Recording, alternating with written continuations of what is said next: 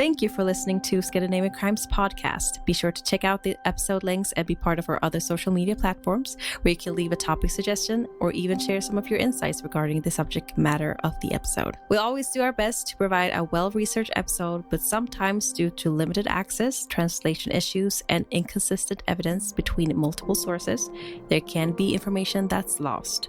It is therefore good to do your own research and get a deeper understanding of a case of your own interest.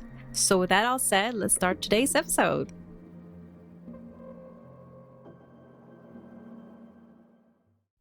Welcome to Scandinavian Crimes. My name is Devante, and say hello to my lovely co-host, Delila. Hi. And on this podcast, we talk about famous Scandinavian criminals who made their mark throughout Scandinavian history. So welcome back to the podcast. Happy New Year. I hope everyone enjoyed their holiday season. I hope everyone enjoyed the time they spent with their families, their friends, and, I hope you had a really good time. But now that we've kind of settled into the new year officially and everyone's kind of back at their destinations and everything that they need to be and do and all that jazz, we are back with our regularly scheduled programming. So this is a very, very interesting case.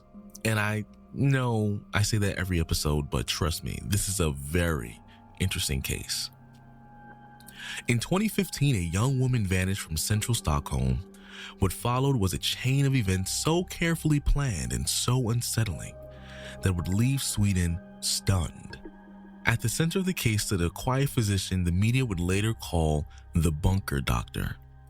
But when the truth finally surfaced, it was nothing the investigators ever expected. So for this one, I promise you this is going to be a very wild ride. So you already know what I'm about to say, especially for those of you who are returning for the new year. Grab your tea. Grab your snacks. If you're tucked into that nice little corner of the train and the bus, make sure you put your headphones or your earpods or whatever kind of listening device you have in your ears in real tight. Because this is the story of the Bunker Doctor.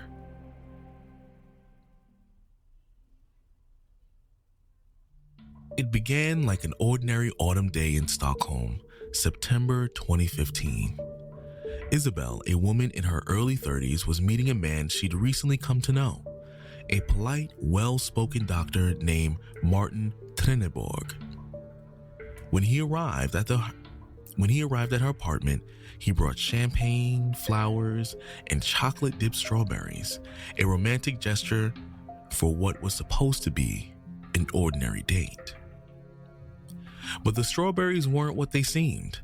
Unknown to Isabel, they were laced with a powerful sedative. Within hours, she began to feel disoriented and drowsy, and then gradually, she drifted into unconsciousness. Wearing a disguise with rubber mask, gloves, and dark clothing, he placed Isabel into a wheelchair and took her down to his car. Then, under the cover of the night, he began the 560-kilometer journey south from Stockholm to his secluded property outside Näslinga, Skåne.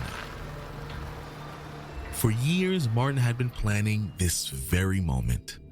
Behind the walls of a machine hall, he had secretly built a soundproof, windowless bunker complete with metal security doors, coded locks, a toilet, a shower, and even an enclosed outdoor exercise yard hidden behind high wood fences. Inside, he had prepared a bedroom, surveillance system, and a document, a sex contract that dictated how his captive should behave. In his mind, Isabel would not be his prisoner. She would be his girlfriend. When Isabel didn't return home or respond to calls, friends and relatives grew very alarmed. A missing persons report was filed, and soon the case was being handled by Stockholm police. No one could have imagined that she was hundreds of kilometers away, trapped inside a bunker deep in the southern countryside. Inside that underground cell, Isabel lived through 6 days of terror and uncertainty. Martin alternated between calm conversation and disturbing attempts to create intimacy, offering food, explaining that they could get to know each other. He told her he wanted them to start a relationship, that she was safe if she didn't try to escape. After days of confinement, Isabel began to gain his trust, pretending to cooperate.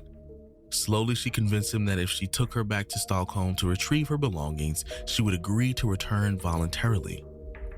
When they arrived in Stockholm on September 18, 2015, Martin discovered that during her disappearance, the police had changed the locks on Isabel's apartment as part of the missing person protocol.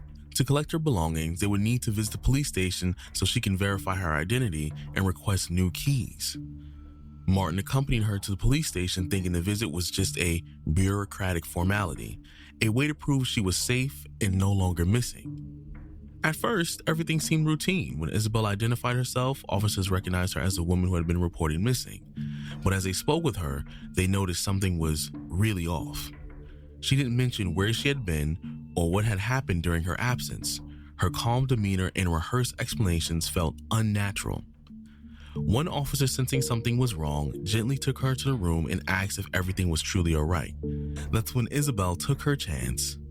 She leaned in and whispered, "He kidnapped me. He's waiting outside. Please, help me." Moments later, the officers acted and Martin was arrested in the waiting area of the police station. When Martin was arrested, he appeared calm and cooperative, even slightly confused about the situation. He didn't resist or protest violently. Instead, he quietly followed the officers' instructions as they detained him. The officers escorted him outside where his car was searched.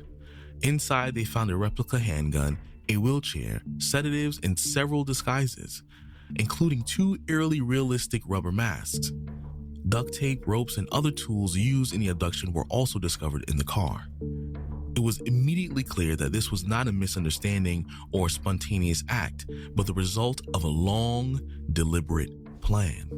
While Isabel was taken to hospital care and given medical and psychological support, investigators began piecing together what had happened. At his property in Nislinga, Skåne, forensic team found a meticulous constructed concrete bunker. It was soundproof and sealed off with metal doors. Every detail showed that it had been built for one purpose: to keep someone confined. When the interrogation began, Martin readily admitted that he had abducted Isabel, but he insisted that he had never meant to harm her. Instead, he explained his actions in calm, almost clinical terms, claiming that he had been deeply lonely for years and that the abduction had been, in his mind, an attempt to create a relationship under controlled conditions. He described Isabel not as a victim, but as someone he had hoped would become his partner once she understood him. "I wanted to find someone I could live with, someone who wouldn't leave," he told investigators. During the questioning, Martin admitted that he had drugged Isabel and that he had transported her unconscious body to his property in Skåne. He acknowledged building the bunker, but referred to it as a safe place where they could be together. When asked about the alleged sexual assault, he denied any wrongdoing, claiming that any physical contact had been voluntary and part of a process of mutual adaptation. He also insisted that he had decided to release her voluntarily and had planned to start a new life with her afterward. Throughout the interrogation, he showed little emotion. He spoke precisely and analytically, displaying no visible remorse. His attachment unsettled the investigators, who described his manner as more reminiscent of a man presenting a clinical case than confessing to a crime. Because of his unusual behavior, the court later ordered a forensic psychiatric evaluation. Friends and classmates described him as an intelligent but socially isolated, someone who excelled academically but struggled to understand emotion and social cues. Over time, this detachment grew into obsession and control. The assessment concluded that Martin did not suffer from any severe mental illness or psychosis. He was legally sane and responsible for his crime. By the time the case reached the court, the story of the bunker doctor had become a national obsession. Reporters crowded the corridors of Stockholm District Court, and every new detail of the investigation seemed to raise further disbelief. The trial began in early February 2016, several months after Martin's arrest. During the proceedings, the prosecutor outlined what he called a calculated, methodical, and deeply inhumane act. He argued that Martin had planned the crime for years, building the bunker, collecting sedatives, and preparing disguises long before meeting Isabel. According to the prosecutor, this was not an impulsive act driven by loneliness, but a premeditated kidnapping orchestrated by a man obsessed with control. The prosecution demanded a sentence of 15 to 16 years in prison, emphasizing the psychological cruelty and the severe violation of Isabel's freedom and safety. The defense painted a different picture, though. She described Martin as a socially isolated and mentally unstable man who had lost touch with reality. The defense admitted that Martin's actions were gravely wrong, but argued that they were a product of desperation and delusion, but not pure malice.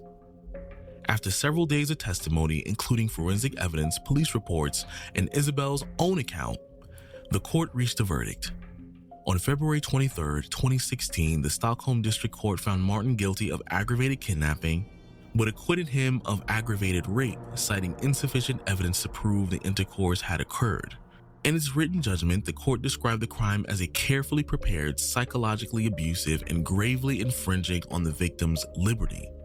He was sentenced to 10 years in prison in order to pay 180,000 Swedish crowns in damages to Isabel. When the case reached the Court of Appeal in April 2016, the judges agreed with the lower court's assessment but reduced the sentence to 8 years, citing Martin's declining mental health and the fact that he had voluntarily ended the abduction. Martin served his time quietly. He lost his medical license, his home, his career.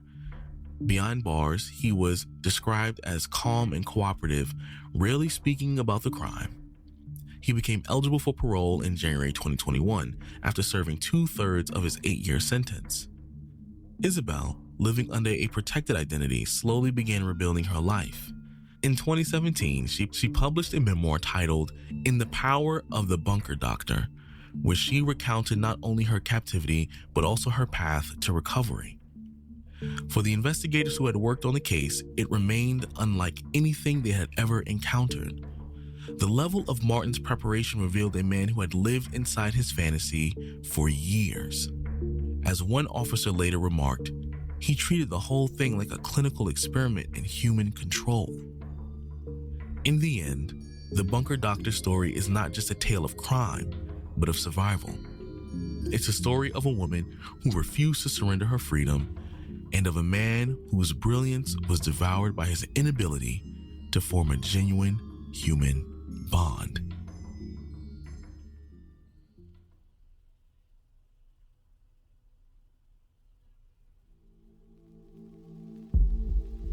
So I have so many things I want to talk about regarding this case, but I just want to clarify something.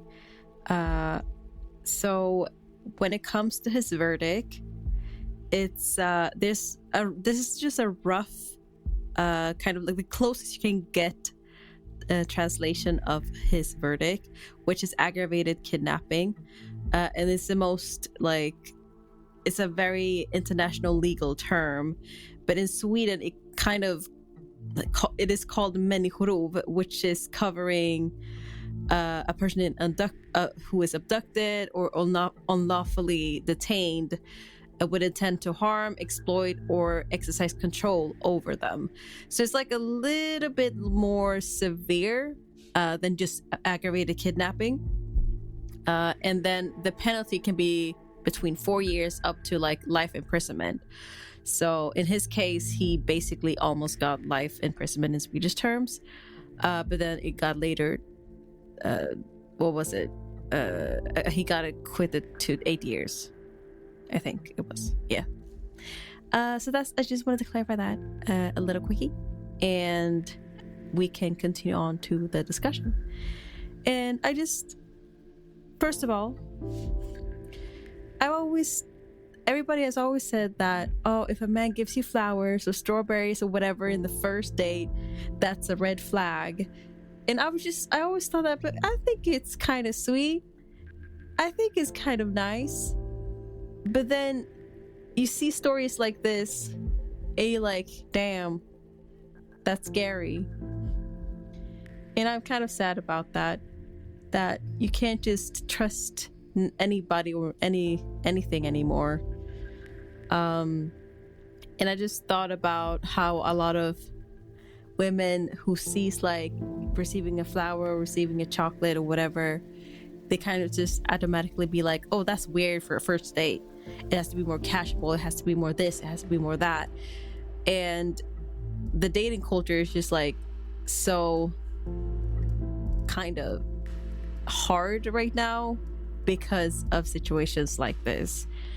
And there's a lot of things going on here. He also mentioned a lot that he was alone. He was very he had a hard time finding a partner. And he also says that he's claiming that that this led for me to kind of be in this, like, he wanted to trap somebody who will not leave him, and in that sense kind of make, like, control her into being the partner. And I just was like, this feels like a red pill thing, kind of like incel mentality. And there's like so many layers about this, where I'm like, the male loneliness is also progressive and stuff. And I just wanted to say what you think about this, Devante, how this whole like dating culture, red pill community, also incel community specifically, and how it kind of like, I'm not saying all men, but like how this is have inspired, especially around that year 2015, 16, 17, how it kind of like became a trend. Now it's not as trendy anymore. But what do you think about it, Devante? I'll say during that time, that kind of red pill mentality was just on the rise. It wasn't as popular as it was like 2020, 2021. But that's when it's kind of started. It was just starting to become a thing, like, you know, so it was on the rise. But I think what's interesting about him is, I'm by the way, when I say what I'm about to say right now, it's not any form of clinical diagnosis. I am not qualified to do so. This is strictly my opinion based on the information that was presented to me.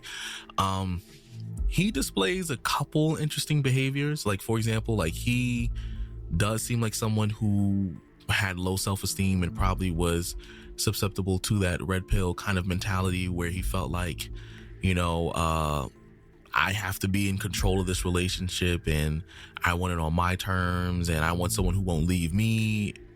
But also he does display some tendencies of someone who is kind of like suffering with, like, not like, when I say antisocial personality disorder, ASPD, I'm referring to like the clinical standard, where it's like a pervasive kind of disregard and violation of like the rights of others.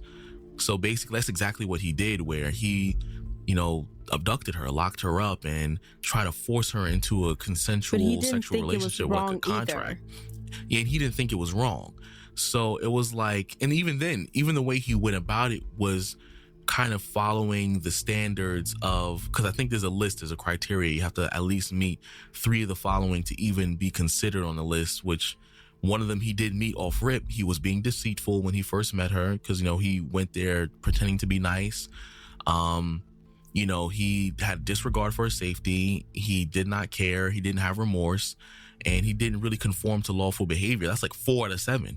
And you can make an argument for 5 or 6 of them. So he displayed a lot of similarities of someone who would be classified as the typical, you know, antisocial personality disorder. Who also maybe he could have been suffering with low self-esteem. So I just, but also it's what I thought it was strange was, like, he kidnapped her, put her in the bunker, but then he also wanted this consent thing, which was like, it was like, you're still forcing a consent. It's not consensual if you put her, like, you're still controlling her to consent, which is not really her consenting, if that makes sense. Like, it's like, Yeah, because the thing in is, his mind, he the felt very like, oh, it was scenario- consensual. It was like, it's nothing. This is fine. By signing this contract, I don't know. It was just like so many stuff here. People don't realize, like, consent means they are consenting for everything from beginning to end. That includes, if we're putting it in dating terms, they're consenting to the date, they're consenting to spending time with you, they're consenting to, let's say, if it leads to something more sexual, they have to consent to go upstairs with you, they have to consent for you to touch them. Everything has to be consent all the way from beginning to the end. If you control the environment in which they exist, consent is no longer a thing, because now you're controlling the environment in which they're able to make a decision, which means they're not making a decision at all. It's either you do what I want or that's it, you're done. Or so you're that's just not going to still be in this bunker forever. It's like, it's not which gonna means change. she doesn't have a choice. That's not a choice. That's just what I want, or that's it. There's no other choice. So that's not really consent, but he didn't process it that way. He felt like, okay, well, if I put you in this bunker, I want you to do this for me. Like, I want you to be my girlfriend. I want to have a relationship. I want you to get to know me. But it's not really getting to know you if you're controlling how she does it in the environment in which she does it in. That's very manipulative, and which is why I say he does kind of display a lot of the clinical definition of anti-social personality disorder. So yeah, he's somebody who, truthfully, I don't know why in the case it was like they, was like, oh yeah, we just checked on his mental health and he doesn't display anything that's serious. But when is serious. Let me clarify. When they say that, it's more towards like, are they legally...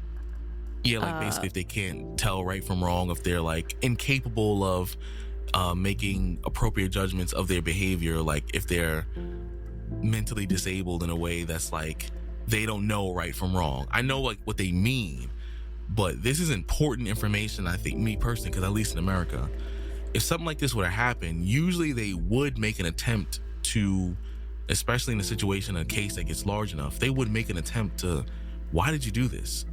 Like someone just doesn't wake up on a Wednesday and be like, let me build a bunker and abduct people. Like, that's not something that crosses most people's minds.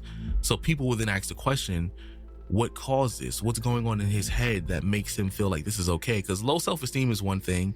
Having that, that red pill mentality is one thing. But building a bunker that took probably years to make it perfectly soundproof and money off the grid, and like a lot of, like, that's that was an very, effort. very meticulous. That's very meticulous. So I think they should have definitely looked into the possibility of, like I said, something along the lines of antisocial personality disorder, or, whether it be psychopathy or sociopath, whatever the case may be. It could be anything. Yeah. Because, like, I feel like there was a lot of stuff here that I was just like, I understand, because the severity of the aggravated kidnapping, that he was planning this whole bunker, like, she could have been trapped there forever. And also back then, there were all the other cases that I don't know if he was specifically inspired by those cases, but there were other cases very similar to that, where they were other men who had made bunkers, kidnapped, like, I don't know, a young woman or a teenager or whatever, put them in the bunker and kind of had them as a sex slave, and they became like worldwide like news because it was so horrible. But they were like imprisoned there for years, and she was lucky that she was like there for only 6 days. Some of them was like never, they were like, some people were kidnapped and imprisoned for like 20-30 years. Yeah, so it's like, one of those situations. Yeah, that's crazy. It's crazy. And I was just like, I understand the sentence. I think it's severe. I don't know how they determine if he was sane or not. I think it's probably, they do like, there's a line or like a threshold of how you understand certain things, or your IQ and stuff. I think they have probably like a criteria, either you pass it or not, and you have to be kind of severe to not be able to like be sent as sane. Yeah, I think they're just classifying people strictly based off of, are you aware of what right and wrong is? If you're not, then they'll be like, oh, something's wrong. But if you are, then they don't really get into the details of it, which I think is not quite the right way to go about it. Because if he's doing this now, unfortunately, even when he comes out, unless they told him to destroy that bunker or he can't build another one, which I'm pretty sure he can legally probably build another one if he really wanted to, there's still enough probable, thought that he could do this again, which is why information like this should be made public and should be at least considered in the case, so that way there's a database got keeping treatment. track. Like, I think they're treating him. They probably did severe Well, the type of treatment, you can't really change stuff like that, because that's more like something wrong with, like, it's not chemical imbalance per se, but like that's not something you necessarily can treat. Like, I have a cold. I know you can't and I can treat give it, but there are they're just ways showing to them how to help. deal with it. Yeah, help to manage it. That's what I mean with treatment. Like, I know that certain things you can't really change, especially when it comes to personality disorders, or if he had any tendencies of, like, what you said, the psychopathic traits or whatever.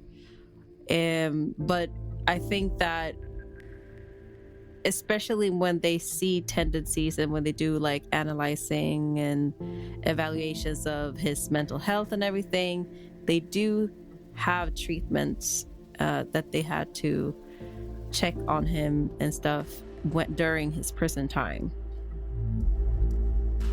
If they see that he has severe, if there's something that is off. But I don't know if it will help him. I don't know if he's gonna relapse. I have no idea. But I think the sentence in itself was fair. I think that because it was so much planning, there was a lot of intent, and they had proof of all that intent. Absolutely. So cops, well, one, she was smart, and I guess we can transition this off into the ending of what I usually would say, ladies, like in situations like this. She was very smart. She didn't do anything to go against what he wanted overtly. She knew what to do. She played the game. She controlled the situation in terms of as best as she could. She made him feel like, oh, I trust you. I mean, I'll give you whatever you want. I just got to get some clothes, blah, blah, blah. She paid attention to the details of knowing what he wanted and manipulated it to gain her freedom. And it just so happened that the police did the right thing with their protocol by changing the locks on the door, which led them to have to go to the police station. So in this case, because they followed protocol, it presented an opportunity for her. I didn't even know that was a protocol that they would do that, honestly. That they took the keys and be because, like, I didn't know that was a thing. I thought it was great. Yeah, because they got to preserve the crime scene, so you can't leave the regular locks because somebody else can come in and then mess up the crime scene, so they have to change the locks. So because they follow protocol, it was protocol that met opportunity, which she did, and that's why she pretty much walked out of there. Mentally, she's probably scarred, but physically, she's alive. She was able to write the book. She was able to change her identity and, do what she needs to do. So that's what I mean. Like, sometimes you just be aware, and sometimes you got to think on your feet and be careful, and don't ever let somebody come up to your house unless you know them. I don't care if it's a date or two, not even 3, you know them. If you want to take a risk, that's on you. And, obviously life is life, and, sometimes we all have to take risk, but be careful. That's all I'm saying. Just be careful. I didn't even think about that. That's actually true. He went to her apartment for the first date, right? Yeah. Especially for first dates, that's not a good idea. So be very careful. Be mindful of your environment. Be mindful of what you're consuming. If anything, I have a word of advice. I tell people when you go to bars, don't drink anything that anyone gave you. Don't eat anything anyone gave you. Flowers are fine, but don't smell it, because there was a case in the U.S. where someone was putting things in flowers and knocking people out. That's crazy. Yeah, so don't smell anything. Don't eat anything. Don't drink anything on a first date. Make sure if you on a date and you're in a restaurant and you walked away from your food, you're done. You're done with the food. You're done with your drink. Unless you order something and you see it get to the table yourself, you're done with that. That's the best way to make sure you can minimize situations like this as much as possible. But to wrap up a very tragic event with a very positive ending to keep things a little lighthearted. Of course, we're going to end the episode with our favorite foods or something we want to eat today, you know. I want greens, beans, potatoes. Sorry. Dad. I'm sorry. I actually don't know. I guess I want watermelon ice cream popsicles. That sound nice and refreshing. I can definitely go for some nice tacos. Some tacos. Yeah. Some nice traditional tacos. I just feel like no greasy stuff. I just want something fruity, honestly. Mango popsicles work fine too, honestly. Like, I just want one thing. I know you were Jamaican. I just want something that is something easy. Well, thank you all for listening. We appreciate y'all. Follow, like, and share our stuff, and I guess we'll see. Come on now, like, share. I'm doing properly. Subscribe what do you to the mean? YouTube. Make sure you go check out the other episodes. Show us some love. We're trying here. We're struggling, but we're trying here to make sure we can provide this stuff for y'all because, we want to provide this for all of you. So we appreciate you. We love you. Stay safe. We'll see you in the next episode.